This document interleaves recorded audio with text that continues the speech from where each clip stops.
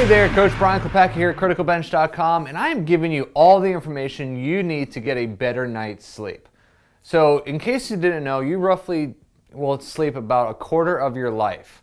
Isn't that pretty crazy? If you're sleeping anywhere from 6 to 10 hours life, roughly that's about a quarter of your life that you're spent, having dreams or catching your Z's or whatever you want to call it. So sleep is an intricate part of what we do and how we function. Now, a lot of people these days, I just see it, they're tired. They don't get a good night's sleep, whether they're too stressed, they work too late, they're up too late playing video games or just on social media. Whatever it is, this generation, this society does not get enough sleep. So the thing is that I'm going to share with you is pretty much everything you need to know on getting a better night's sleep. In case you didn't know, if you don't get a good night's sleep, you're going to feel the effects of it tomorrow. You might have a pain in the neck, your back might hurt, you're probably going to be a little more on edge at work or with your spouse or your kids.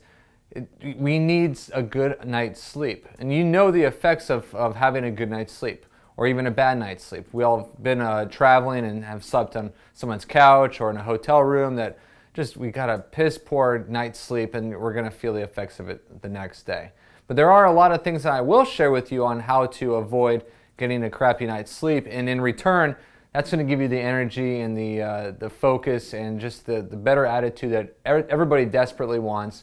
And ultimately, that's going to affect your health and kind of push you towards the right direction of getting healthy and feeling and looking better. So before I share with you these tips and these tricks on how to get a better night's sleep, let's talk about sleep positions. So a buddy of ours, Dr. Kareem Samhori, he has pretty much broken it down, pros and cons of each sleep position. So we have 3 sleep positions in case you're not aware of that. You have your back position, you've got your side position, and you also have your stomach position. Now I'm not here to bash any one position, but we need you to know that there are pros and cons of each position. Now if you're bouncing all over the place, you fall asleep on your side, wake up on your back, whatever, you need to know that there are pros and cons of each position. Now this will help you if you do suffer from types of injury like back pain and neck pain, things like that. There are certain positions you need to watch out for and possibly even switch up your sleeping habits to prevent any further injury to those particular parts of the body. So let's talk about sleeping on your belly. This is actually a good thing for your spine because the spine naturally decompresses and goes with gravity. It kind of opens up the spine because in this day and age we're very text driven, we're very closed off in the front, upper cross syndrome, forward head posture. So what sleeping on your belly does, on your stomach, it actually kind of counteracts that and pulls those shoulder blades back. Now, however, the con of sleeping on your stomach is that your head is going to be twisted one side or the other. It's really going to put a lot of strain on those neck muscles, which could develop into long-term issues. So if you're sleeping on your stomach, it might not be necessarily a bad thing, but it might not be necessarily a good thing. So let's look at back sleeping or the supine position. So like I just said about the stomach sleepers, the back sleepers are pretty much going with your daily position of your body. You're going to be on your back, obviously, so your spine is kind of in the same position as you would when you're hunched over. So because the pillow props you up a little bit, it does support your shoulders and your head in a good way, but it does put a little bit more strain on your lower back. So if you do suffer from some lower back pain, back sleeping might not be the best thing for you. So the pros of sleeping on your back is that your shoulders and your head are well supported, but the cons would be, like I just said, your back is going to get a brunt of the pressure from gravity pulling your spine down. So that leaves us with our last position, lying on your side. So this is actually a good position to be in if you need to get your spine in perfect alignment, starting from the head all the way down to the feet. What you need to do with the knees to get everything in proper alignment with the hips, shove a pillow between the knees so you're one leg is not dropped down while the other is neutral. But also you want to watch out for, which could be a con, is that your head is dropped down too much, which could pull some neck strain in there. But also it has that concave effect of the chest because gravity from that top arm is pulling that body and rounding the shoulders. So as you can see, all 3 positions have pros and cons. I'm not here to tell you one position is better than the other, but each position has a benefit of its own. So now I did talk about position of the head. So let's talk about pillows for a second. Pillows have a huge effect on how the body lies in the bed. So experts say that every 18 to 24 months you need to be replacing your pillow. The reason why that is because as we sleep, dead skin cells, mold, even other types of just skin stuff might accumulate in the pillow and start causing that pillow to break down. So that pillow that you bought that was nice and fluffy and poofy won't necessarily be the same pillow that you're sleeping on a couple years down the road. So experts do recommend getting a new pillow every 2 years or so. Now the pillow, it depends also on the type of sleep position that you are in. So if you're a stomach sleeper, you definitely want to have a paper thin, if not virtually no pillow at all, just because when you are on your stomach, that head is turned to the side. Now if you throw a pillow under the head, you kind of get the idea. That head is going to be thrown around in different positions. That's very unnatural. So a lot of people that sleep on their stomachs really don't even use a pillow at all. They might just put their arm on it or cuddle with it, whatever they want to do. But virtually there's no pillow involved when you're sleeping on your stomach. So now let's look at back sleep. In back sleeping, you want a pillow that's supportive enough, that's probably a medium thickness, that's not going to let the head tilt forward or tilt back too far. So the medium thickness pillow will help and be beneficial to you for those back sleepers. Now the side sleepers, you're going to want a thicker pillow. This is just because that head needs to be completely supported to keep that spine completely neutral with that head. If the pillow is too soft, your head's going to dip down. If the pillow is too thick, your head could go the other way and you're going to develop, obviously a kink in the neck. So choosing a pillow is very important. Now I'm not going to go into the types of pillows like the memory foam or cotton or down or whatever, because they all have their own pros and cons and it depends on what the salesman is pitching to you at that time. So the two things that you need to take into consideration are the thickness and also the softness. You could have a really thick pillow, but it's super soft, but you could also have a very thin pillow that's rock hard. You got to try them out. You got to maybe take a couple home from the store and try them out for yourself and see what works best for you, given that you know your sleep position, and go from there. Now, if you want to get into like a cool pillow or a concave pillow, that's your preference, and that's completely up to you on what you decide to do. All right, so now we've established your sleep pattern, your sleep position, and also the pillow that you should or shouldn't be using. Let's talk about these 10 tips that Coach Chris and I were discussing the other day on these 10 tips that are definitely going to be the tips that you need to get a better night's sleep. But not only a better night and as far as quality, but quantity. You're going to fall asleep faster and stay asleep longer. So that's a good thing. So in no particular order, these are the 10 tips that you need to use. You need to start using immediately. The first one being, you got to get off your mobile device or your phone or your tablet or whatever it is at least an hour before you get into bed. There's too much stimulation going on in front of that screen. Light sensitivity when in a dark room, your thought process is going too much. This is not a good way to relax when you get in bed. You're scrolling through social media, seeing what chaos is happening in the world, checking your bank account. All this stuff can happen at your fingertips, and that's not a good thing. You don't want to be stressed out when you get into bed. That leads us into the second point. Avoid reading all political stuff, controversial topics, debates, depressing newsletters, or whatever it is. Try to stay away from all emotional connections to any type of literature or social media. That's only going to bring you down and not get you calmed down to get ready for bed.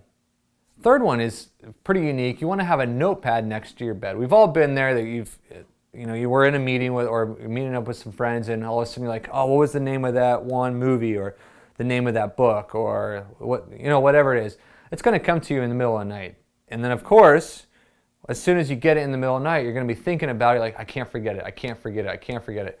Just quickly jot it down, roll over, write down whatever information that came to mind, write it down, then roll back over and go back to sleep. Simple as that. So have a notepad, pretty handy so you can jot down those quick notes. Fourth one being herbal or natural remedies to help supplement a better night's sleep.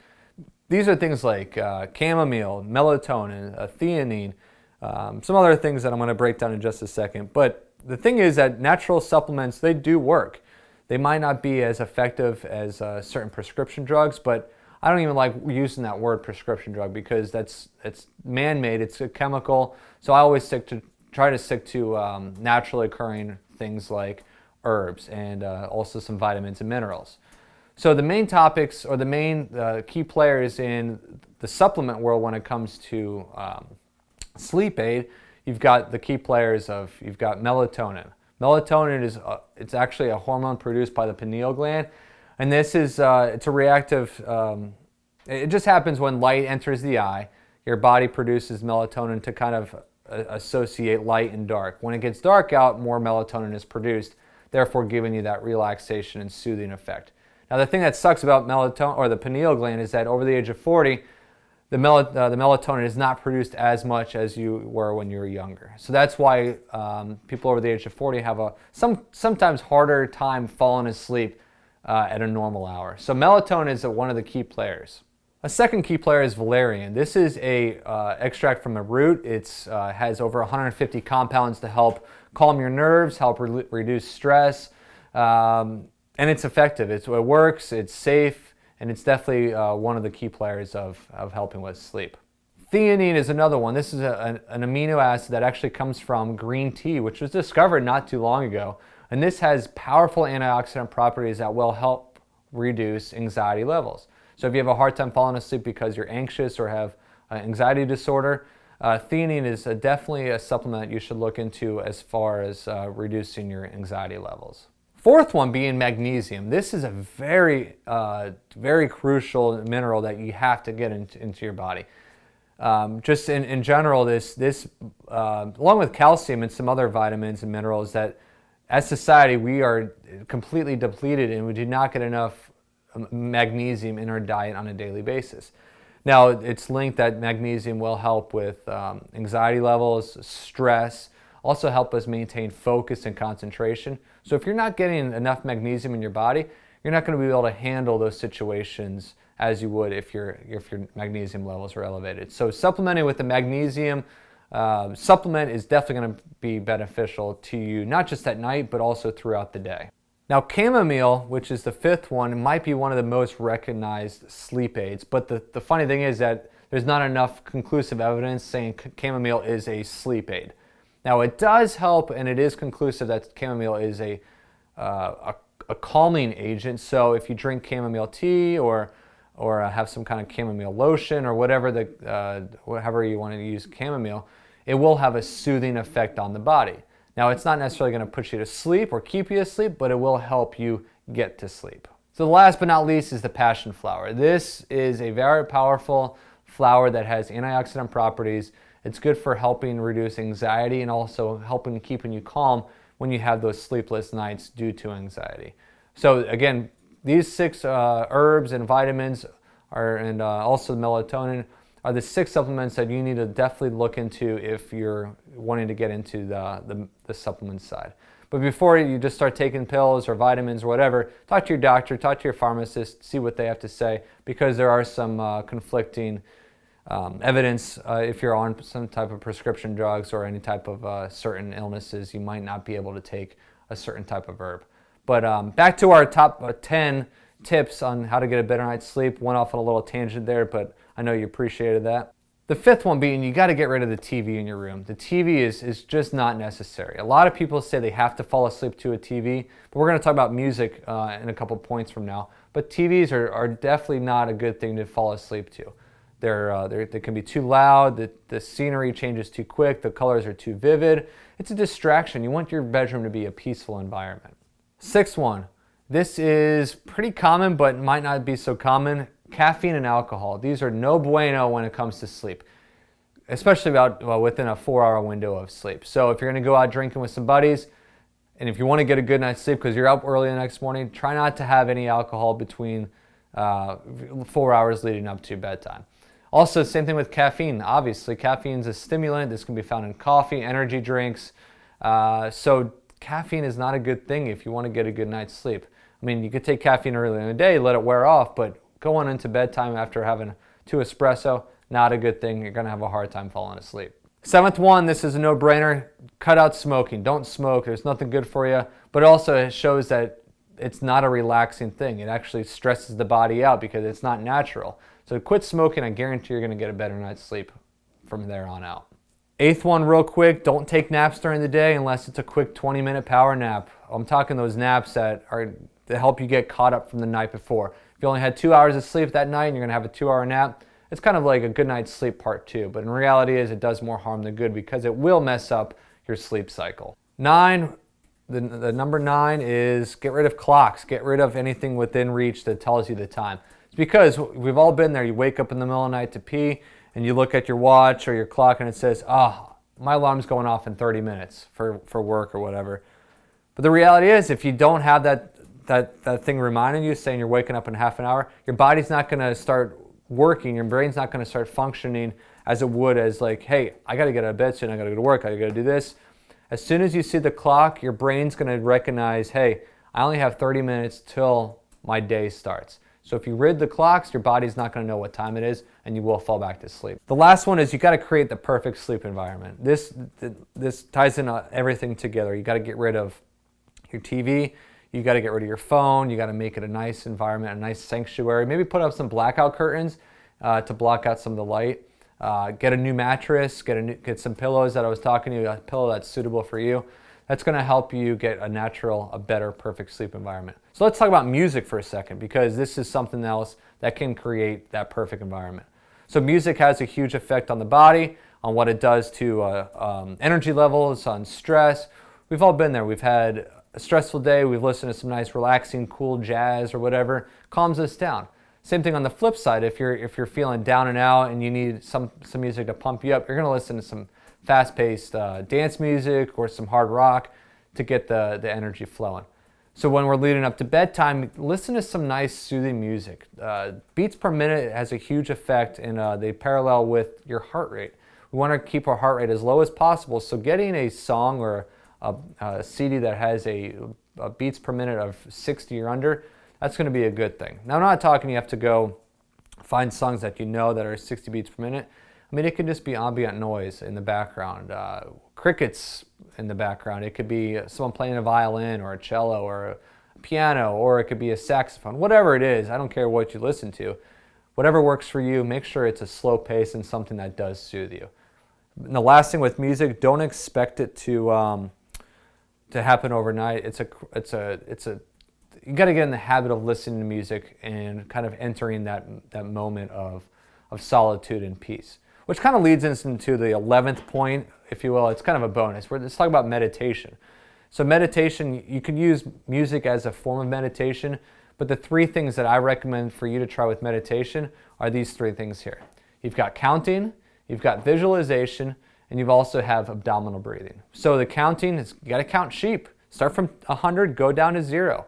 If you make it down to 0, go back to 100. The whole idea is to get in the habit of staying concentrated on something that's repetitive. And count sheep, 1, 2. I guarantee if you start counting that, you're going to fall asleep in no time because you're going to get bored. The second one is visualization.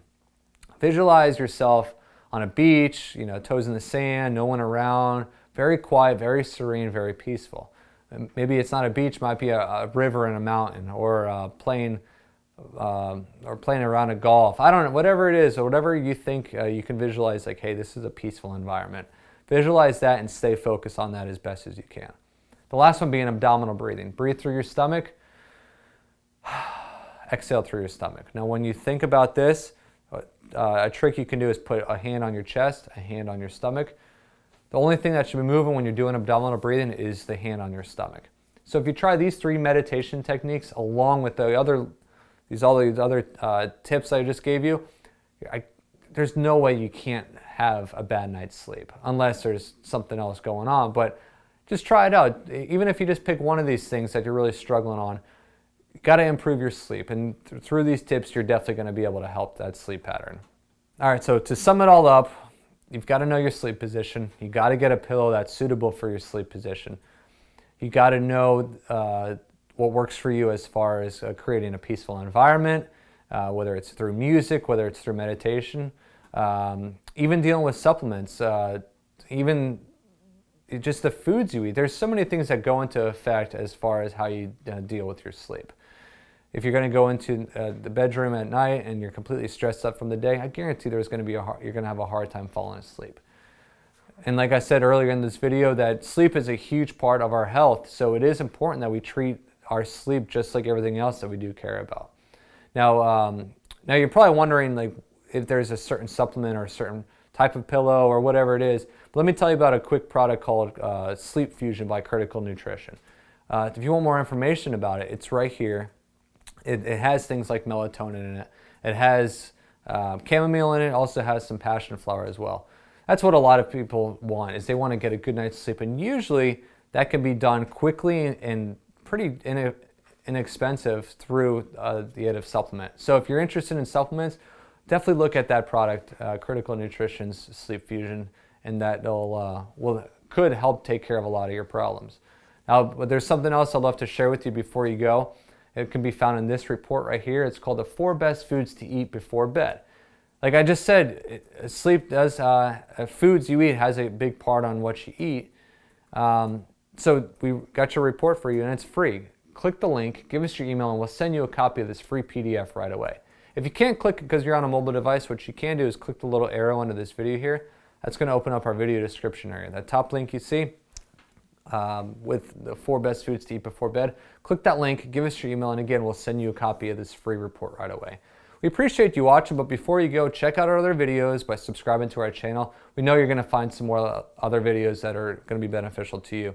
Like us, share us, and if you have a comment or question, love to hear what you have to say. Maybe it's on the topic of sleep, maybe it's nutrition, or maybe it's cardiovascular exercise, whatever it is, we would be glad to help you out and walk you through whatever you're going through.